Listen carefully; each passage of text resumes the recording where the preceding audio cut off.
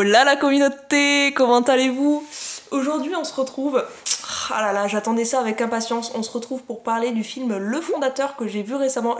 J'ai peut-être un léger retard sur la chose effectivement, étant donné qu'il est sorti en 2016. Mais en fait je vais vous donner en gros quelques points que j'ai retenus et qui m'ont marqué du film, sachant que, pour ceux qui l'ont pas vu du coup et qui connaissent pas, le film Le Fondateur c'est le film qui retrace, en tout cas ça reste romancé etc, mais dans la globalité c'est inspiré de faits réels. Ça retrace tout simplement l'histoire de l'enseigne du McDonald's. Vous me connaissez, on n'a pas envie de s'arrêter là sur cette chaîne, on veut faire autre chose en même temps. Qu'est-ce qu'on veut faire? Matez-moi ça. On veut déguster comme d'habitude parce qu'on adore ça.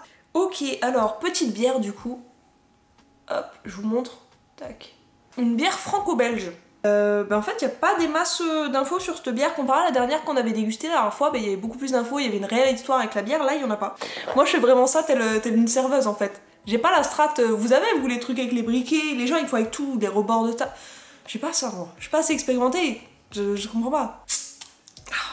Vous aimez quand on... Moi j'adore quand j'entends ce bruit là, je sens que je vais passer un bon moment en général. Blonde, brune, ambrée, tout ça. Bon, pas brune, il n'y a pas de doute là-dessus, et pas ambrée. Et elle mousse pas beaucoup. La fin, le meilleur sera pour plus tard.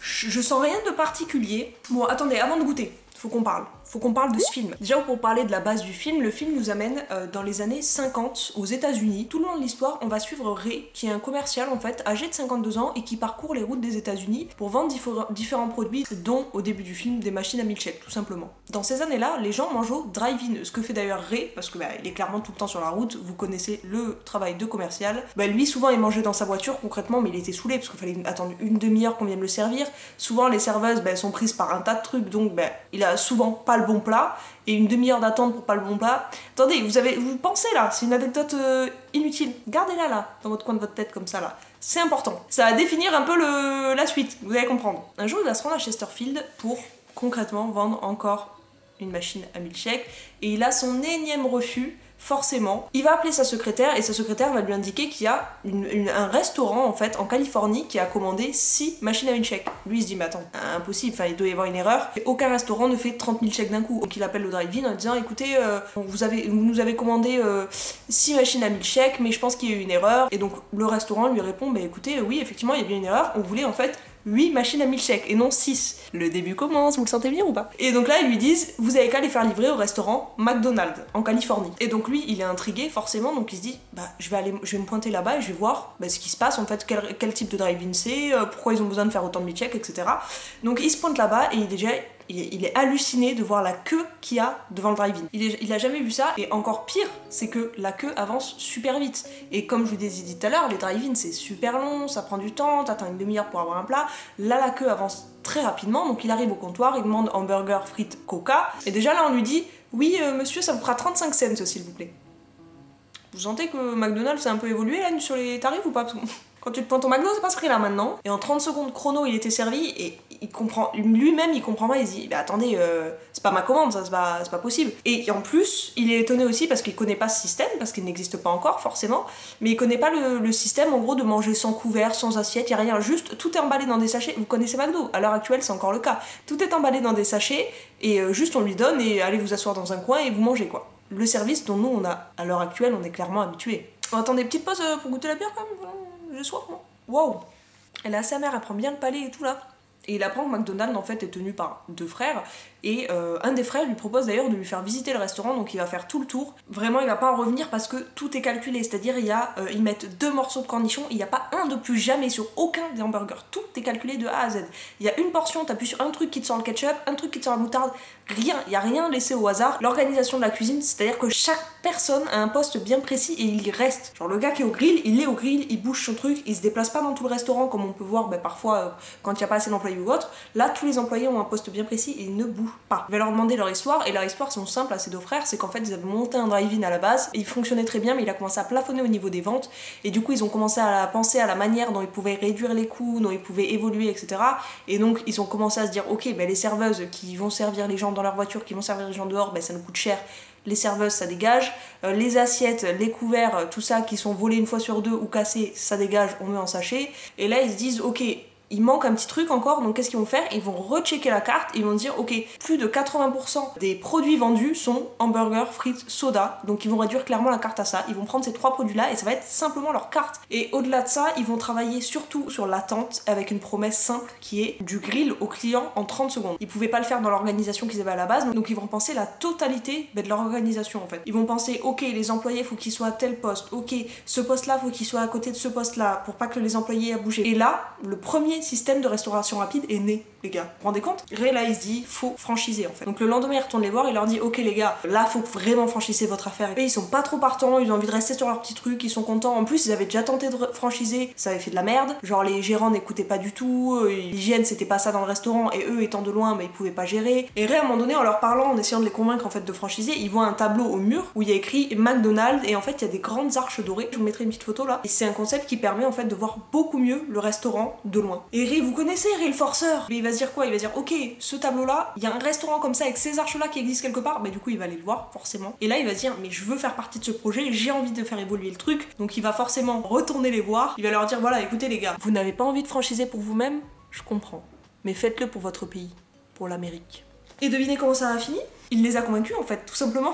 Pendant que je fais une petite pause boisson là, n'hésitez pas à vous abonner les gars, à activer la cloche en fait pour recevoir toutes les notifs apéro, développement personnel. Il va réussir à les convaincre de franchiser, mais les frères ont forcément une condition qui est on va signer un contrat dans lequel aucun changement ne peut avoir lieu sans leur accord. Et là, c'est le début des problèmes les gars. Là, qu'est-ce qui va se passer? Bah, déjà, il va faire les banques pour obtenir un prêt, mais il va y avoir refus sur refus, donc il va être obligé d'hypothéquer la maison. Et là, dans son projet, en fait, il doit rajouter un sous-sol et un fourneau. Et forcément, bah, ça passe par qui? Parce qu'il fait un changement quand même sur le plan de base, donc ça passe par qui? Ça passe par les frères qui vont mettre du temps à lui valider la demande, etc. Ça va être très long. Lui, il a des travaux en cours, en fait, donc s'il retarde les trucs, ça va lui coûter énormément d'argent. Bref, ça, c'est le premier problème. Enfin, le deuxième, après l'hypothèque de la maison, quand même. Mais là, il a une idée ingénieuse. Il leur propose, en fait, de faire un contrat avec Coca-Cola pour qu'ils parrainent leur menu, en fait, leur tableau de menu. Et dans ce cas-là, il y aurait écrit Coca-Cola tout en bas de leur tableau de menu, ce qui leur permettrait d'avoir une source de revenus régulière, sans aucun frais supplémentaire. Mais qu'est-ce qu'ils vont faire les frères? Forcément, ils refusent en disant que bah non, McDonald's c'est pas ça, c'est pas à but commercial, c'est vraiment à but familial, c'est le concept du restaurant, c'est familial, c'est cool. Donc là, bon, voilà, il est déjà arrivé au troisième problème les gars, c'est relou, mais ça s'arrête pas là parce que quand la vie veut pas, merde, hein. C'est souvent ça en fait, hein. Tu vas te battre pendant genre 1 an pour un truc, tu vas te battre pour plein de trucs dans ta vie, et du jour au lendemain, t'as tout qui va se débloquer, et là c'est... ok, bon, il y a le refus, mais il va se dire, ok, bon, on s'arrête pas là, moi j'ai franchisé celui-là, je veux qu'on franchise d'autres restaurants McDonald's. Problème, là, il a créé 3 franchises de plus, et la problématique qu'il a direct, c'est que il va passer à certaines de ses franchises, et qu'il va se rendre compte que c'est dégueulasse, genre niveau hygiène, c'est pas ça du tout. Ils ont rajouté de la salade quand il n'y avait pas de salade, ils ont rajouté des produits là où il fallait pas rajouter de produits, ils font n'importe quoi, et ils s'en battent la race. Là, il peut rien faire, donc il dit, bon voilà, c'est de la merde, quoi, il est au bout, le gars, il est au bout. Donc il va continuer à aller voir d'autres gens pour ouvrir d'autres franchises en espérant que ça se passe mieux, forcément, mais en fait, il se rend compte à un moment donné qu'il est arrivé au bout de son capital, il a tout épuisé, il n'a plus du tout d'argent. Donc il va essayer de renégocier son contrat à la hausse, et qu'est-ce qu'ils vont faire les frères? Ils vont refuser, ils s'en battent la race. Tout simplement. Donc il va essayer de raisonner différemment, il manque d'argent, il peut pas en avoir plus parce que sa part reste limitée et que les frères ne veulent pas, donc il va raisonner un peu comme les frères au début, c'est-à-dire comment on va pouvoir supprimer certaines dépenses qu'on a à l'heure actuelle, qu'est-ce qui nous coûte cher, etc. Et en fait il se rend compte que c'est les congélateurs qui lui coûtent cher, les congélateurs à glace, pour les milkshakes du coup. Et la femme d'un de ses franchisés, elle va lui dire, bah attends mais moi j'ai une idée, mais c'est des petits sachets en fait de milkshake en poudre, concrètement ça a le même goût, donc il n'y a aucun changement. Donc il va appeler les frères, refus de nouveau des frères qui lui disent non c'est pas le but de McDonald's, il vend pas un milkshake dans lequel il n'y a aucun produit laitier, c'est de la merde. Il est dans la merde, donc il se dit ok il va falloir redemander un prêt auprès des banques, refus. Forcément, refus sur refus, il n'est pas propriétaire des McDonald's en fait, lui il est juste franchisé, donc les banques lui disent bah non vous avez rien, si ça merde quoi. Et un autre gars donc qui entend ça et qui s'appelle Harry Sonborn. Et j'ai pas dit Harry Osborn. Vous voyez ma petit remontant là, c'est grave mieux après. En gros, le gars il lui propose de l'aider parce qu'il admire son entreprise, qu'il mange 2 fois par semaine, enfin bref. En analysant le livre de compte, tu vas dire, mais vous savez pas dans quel secteur vous êtes, vous en fait. Vous êtes pas dans le hamburger, vous êtes dans l'immobilier. Il va lui donner la strate ultime. Il va lui dire, bah, mec, on bâtit pas un empire avec une part de 1,4%, parce que c'est la part de Ray à ce moment-là, c'est les bénéfices que ça lui rapporte, d'un hamburger de 15 centimes. Par contre, on le bâtit en possédant le terrain sur lequel sera fabriqué et vendu ce hamburger. Pour aller dans le concret, qu'est-ce qu'il va lui conseiller? Il va lui dire, mais en fait, ce que vous allez faire, c'est que avant c'était les franchisés qui choisissaient leur terrain, qui choisissaient leur emplacement, qui payaient machin. Il va lui dire, mais en fait, vous allez acheter des parcelles de terrain. Ces terrains-là, ils vont être loués aux franchisés, et en fait, il va y avoir un contrat clair et net pour chaque franchisé qui va stipuler qu'ils sont obligés de louer le terrain à Ray. Ben là, idée ingénieuse, parce que au-delà de lui rapporter, déjà de base, ça va lui rapporter un revenu régulier et immédiat surtout, ce qui est plutôt cool vu sa situation. Mais au-delà de ça, le point 2 qui est incroyable, c'est qu'en fait, il va avoir le contrôle total sur la qualité qui va être faite dans ses restaurants, parce qu'en fait, ils vont signer des bails, et si les franchisés respectent pas ni la charte hygiène, ni la charte qualité du restaurant, ni les produits qui y sont vendus, etc., en fait le bail il le clôture et ça dégage quoi. Qui est plutôt cool au vu des problèmes qu'il avait précédemment avec les franchisés. Il est dans un mood où il commence à prendre du pouvoir, il le sent, donc il se dit tant pis quoi, vas-y les milkshakes en poudre ça part quoi. Et donc il va en envoyer à tout le monde, il va même en envoyer aux frères. Et donc qu'est-ce qu'ils vont faire? Eux direct ils l'appellent, lui disent voilà, foutez de notre gueule ou quoi, vous avez signé un contrat, donc maintenant vous allez respecter ce contrat. Et vous allez clairement reprendre tous les sachets que vous envoyez à tous les franchisés, vous allez les reprendre. Et qu'est-ce qu'il va faire? Ray? Non, c'est non. Et bon bref, clairement, il va refuser de suivre les contraintes, il va clairement refuser de suivre le contrat, c'est ciao les frères. Il va même finir par payer quelqu'un pour qu'il essaie de le débarrasser des contrats, mais entre-temps, les frères se rendent compte en fait qu'ils n'arrivent vraiment pas à se débarrasser de Ray, et du coup ils se disent bon voilà, tant pis, on n'a pas le choix. Clairement ils lui disent écoute, voilà, nous on te propose McDonald's, on te le vend, par contre tu nous donnes 2,7 millions, mais en plus de ça, ils veulent 1% des bénéfices de l'enseigne à perpétuité. Ils veulent garder San Bernardino en même temps. Voilà, c'est leurs 3 conditions en fait. À un moment donné, le petit filou, il leur dit quoi quand ils sont face à face? Il leur dit ok, les 2,7 millions, y a pas de souci, San Bernardino, y a pas de souci. Bon, par contre, pour les 1% des bénéfices à perpétuité, les gars, on va pas pouvoir l'écrire sur le contrat. Il trouve une excuse, il dit on va pas pouvoir l'écrire sur le contrat. Et il dit par contre, voilà, on scelle les gars, on scelle via une poignée de main, vous aurez vos 1% à perpétuité sur tous les bénéfices de l'enseigne. Ils vont se serrer la main, et en fait ils ont jamais eu leur 1% parce que ça a jamais été prouvé, ils ont jamais réussi à prouver en fait qu'il y avait eu réellement un pacte, et du coup ils se sont retrouvés avec leurs 2,7 millions concrètement. Et du coup la conclusion de ce film, c'est, vous l'aurez compris, c'est la persévérance les gars. Le gars il n'a jamais abandonné, il n'en est pas arrivé là pour rien. C'est un gars qui s'est battu peut-être là où nous on aurait abandonné depuis bien longtemps, ou peut-être au premier refus, deuxième refus, quand tu vois que t'es en manque d'argent, que tu t'en sors pas, que t'es au fond du trou. Lui il a fait quoi? Il a dit ok, c'est non en fait, je vais reprendre depuis le début, je vais essayer de trouver des solutions pour arranger le truc, etc. Et c'est quand même la morale de l'histoire, c'est la persévérance. Ça fait clairement tout dans la vie. Au-delà même du talent, il y a des gens qui sont très doués par certaines choses et d'autres qui réussissent bien mieux parce qu'ils persévèrent jusqu'à y arriver.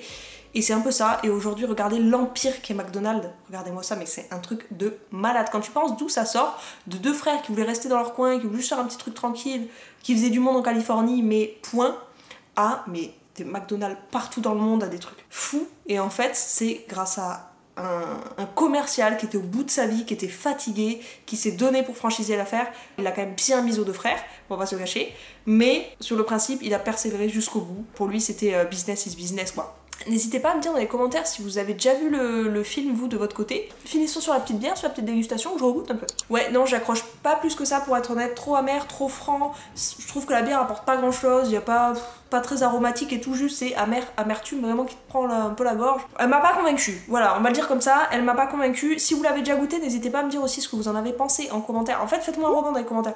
J'ai pensé ça du film, j'ai pensé ça de ta vidéo, j'ai pensé ça de la bière, je te trouve sexy, enfin bon bref. Vous dites tout ce que vous pensez quoi, enfin je veux dire, voilà, vous faites ce que vous voulez. Bref, je vous récupère pour vous dire au revoir. Je vous ai les potos, je vous ai... Eh ben écoutez, on se dit à vendredi prochain en fait, gros bisous.